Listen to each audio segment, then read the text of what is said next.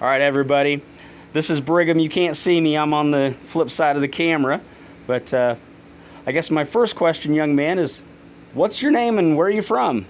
Well, hey guys, I'm Logan, and I am from Pretty Prairie, Kansas, and I was lucky enough to be able to travel to Spain with ACIS and America's team. Awesome, man. So you actually took my first question out of my mouth. So I was going to say, you went on our very first ag trip to Spain. You know, tell me about it. Like, what was your favorite part about going to Spain? My favorite part of going to Spain through the ag trip was definitely interacting with people from another country. Me and Brig were talking, and it's one of those things where you interact with people like Miguel, who was our tour guide, and Alethea, who was another tour guide, and you interact with those people not only on the communication level, but a personal level as people, and you can connect really well.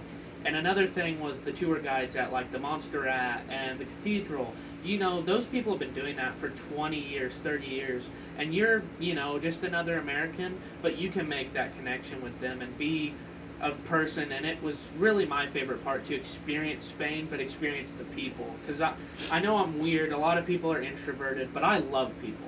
I love talking. I love shaking hands. And so making a connection with those people over there was one of the best parts. And not only those people, but making connections with my fellow Kansans as well. So yeah, that was going to be my next question is, we put you on an airplane with 24 other strangers, kids from all across the state of Kansas. What was it like to be able to get to know those kids in Spain? I mean, it was amazing.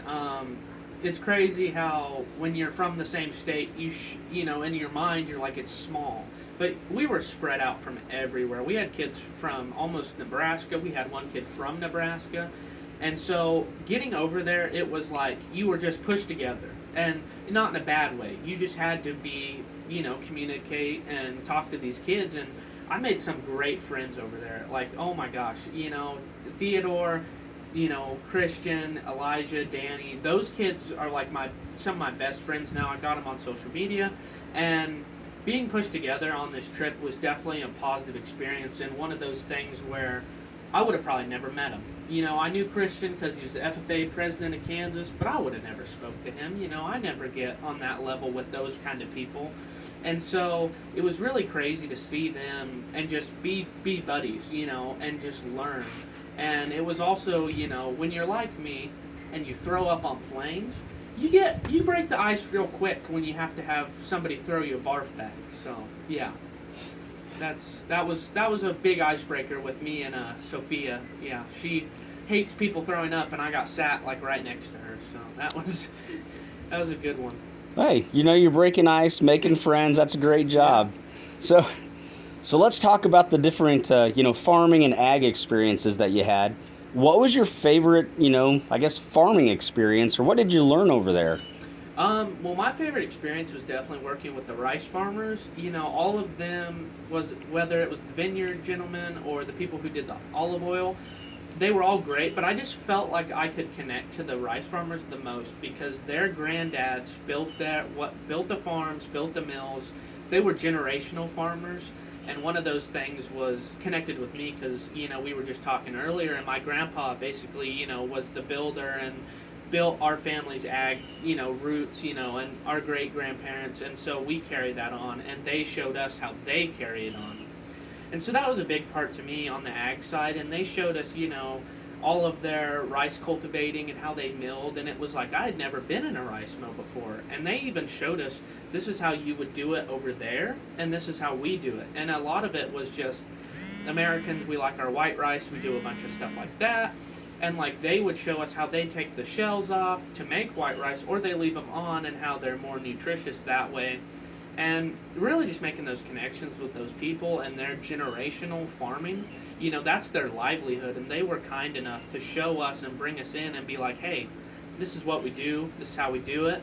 And to me, it was amazing. It was really eye-opening from someone who's more of a livestock person to see the cultivation and like, they're just so passionate. And it's like that's their livelihood, but they care. And you could tell. And so meeting the guys on the rice farm who would, walk around barefoot everywhere, leather for feet, if you will. And they would, have us in the mud and show us how they sift, it was just cool, because you go into it not having any expectations, and you walk out and you just feel like you know everything about rice. You're ready to go out there and pick some yourself. And so the big thing was just learning for me, learning the ag side, and then being able to connect with them who are generational and pass it down.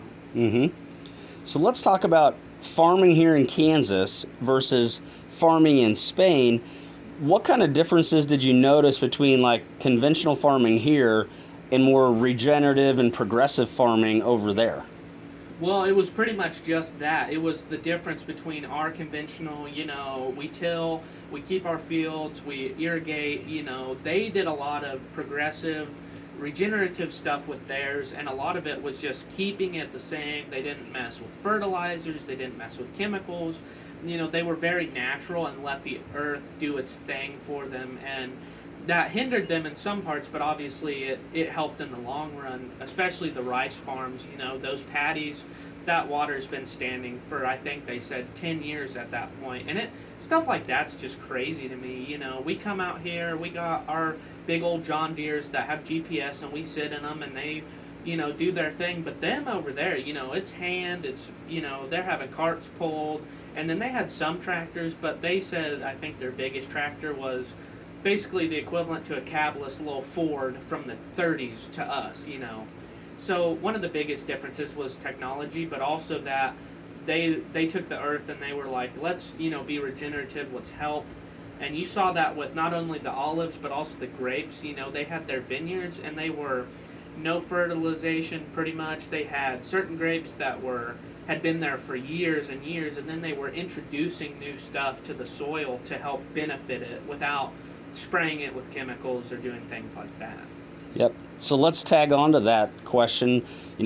Talk to us about the fruit that you ate and the taste of the food over there. Oh my gosh. I mean, you talk about food quality, Europe has got it. I mean, over here we have the USDA and the FDA, and obviously they regulate, but we still have a lot of processed food, and it's just not as good for you, and that's common knowledge, obviously. But we went over there and had fresh shrimp, we had fresh fruit. I mean, even the stuff like strawberry jam was better. It's just made naturally and less processed. And we had, at one dinner, we had a mango type fruit that was just cut up for us. And I think it was better than any fruit I've ever tasted in the States. It was just amazing. And those type of things really made a difference in your palate, because you got used to some of the stuff over there and the way they cooked it. And I mean, you come back and it's totally different. I'm adjusted now being, 2 months out or however, but when I got back, it's like, this is bad. Like, I don't want this, So it's one of those things where you really experience what they taste, and it's hard to put into words. I get that, but for me, it was just you felt like you were eating good stuff. You had a positive feeling, and it really made you feel good when you ate it. And even though they served us a lot of food, you didn't feel like you were eating that much. It just was light, it was good, and that was the biggest part. Is over here we eat a lot, we love food, but they really showed us how the quality of the food affects how you feel. So that was probably the biggest difference in food, was the fruit and like the natural, like seafood, stuff like that. Mm-hmm. It really opened eyes, and it was kind of like, hey, this is way better for you, and it tastes better too. Sure. So here's my last question is, okay. What would you say to a fellow Kansas kid that's thinking about traveling overseas with America's team? Do it. I can't stress it enough. Just do it. You get the opportunity. Dog with a bone. Get after it. I personally had to fundraise quite a bit to be able to go. And at first I was kind of like, nah. And then I kind of started thinking, what could this do for me?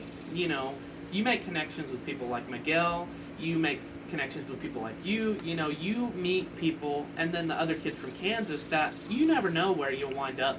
I could have to, do business with Christian with concrete work, and he'd be able to give me a deal or tell me who can do it. So just little things like that will just build your repertoire for who you know and what you know. And I know it can be scary flying on planes. Trust me, I get it. I think I threw up, 6 times over the course of flying. But it's like, that was worth it, because, you hit the nail on the head going over there, and I just couldn't be happier with my experience, and it's grown me as a person. I'm 16 years old, but I got it. I got what they say when it's different cultures and cultural appropriation. So any kid who is thinking about doing it and has a safe route to do it, I 100% back you on your choice to go. And if you're on the fence, just do it. I know it's scary, but I mean, I can personally attest to how enriching and just mind-blowing it is to be over there. And this has really opened my eyes to international travel, and whereas I was scared, I would definitely recommend it and do it myself again. Awesome, man. Well, thank you so much for your time today. Yeah, thank you.